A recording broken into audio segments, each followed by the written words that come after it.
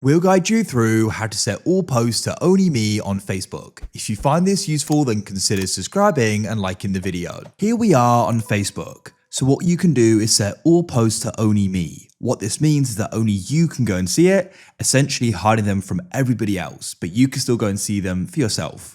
Perhaps embarrassing or just old, but you don't want to go and delete them, you still want to be able to go and have them just for yourself. Well, this is ideal.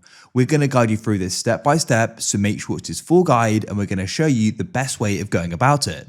So to go and get started, you want to go and press the profile button in the bottom right, on some cases will be the top right. Now previously, this would have taken you to the menu page, but what you need to do is then press the three lines in the top left and that will go and open up the side menu.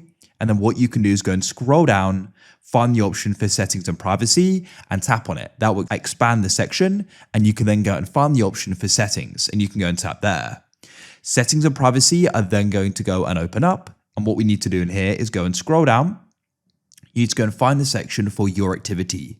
And in here, you want to go and find the option for activity log. So you can then go and see all your different activity across Facebook. So tap there.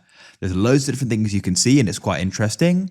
But to go and set all the posts to only me, what you need to do is go and find this section for your Facebook activity, tap on it to expand it. You can then go down and you want to find the option for manage posts. Go and wait.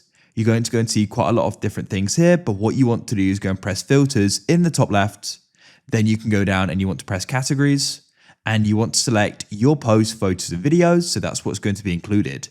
If at the top here you go and see an option for public, you can remove that as otherwise it won't go and have them all there.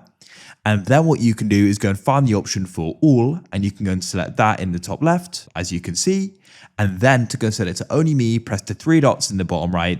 You can press change audience, press change audience again, and you can select only me. Then you can go and press change to confirm this.